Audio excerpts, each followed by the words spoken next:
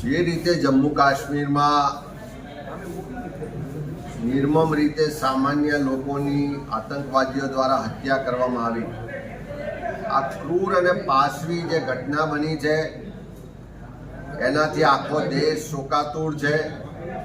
આખા દેશના લોકોમાં આતંકવાદનો ખાત્મો કરવા માટેનો અવાજ ઉઠ્યો છે અને આક્રોશમાં પણ લોકો છે। એક તરફ 28 જેટલા લોકોની નિર્મમ હત્યા થઈ હોય, આખો દેશ શોકમાં હોય, દુઃખ વ્યક્ત કરતો હોય, એમના પરિવારજનોનું આક્રંદ આપણે સૌએ મીડિયામાં, સોશિયલ મીડિયામાં જોયું છે। ત્યારે એવા સમયમાં રાજકીય પક્ષના જે આગેવાનો હોય એમણે ચોક્કસ એનો મલાજો જાળવવો જોઈએ કે જે દુઃખદ ઘટના બની છે એની સાથે દેશના લોકોની જે લાગણીઓ જોડાયેલી છે, જે સંવેદનાઓ જોડાયેલી છે, એનું ધ્યાન રાખીને ઉજવણીના કાર્યક્રમો કરવા જોઈએ।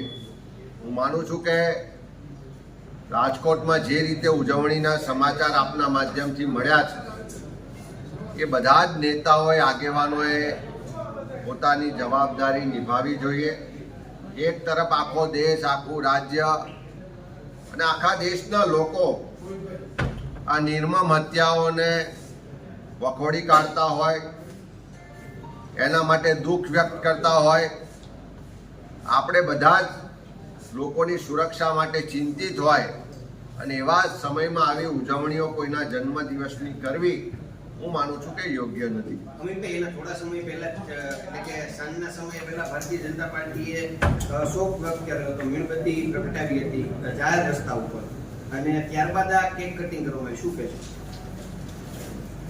મારે બહુ રાજકીય ટિપ્પણીઓ નથી કરવી, પણ મેં કીધું એમ જ્યારે આખો દેશ શોકાતુર હોય, આખા દેશના લોકોને ચિંતા હોય, સલામતીનો પ્રશ્ન હોય અને આતંકવાદીઓનો ખાત્મો કરવો માટે કડકમાં કડક કાર્યવાહી કરવી એવો અવાજ ઉઠતો હોય, એવા સમયે કોઈ રાજકીય પક્ષના કોઈ નાના કાર્યકરો ભૂલ કરે તો ચાલે, પણ કોઈ આગેવાનોની હાજરીમાં,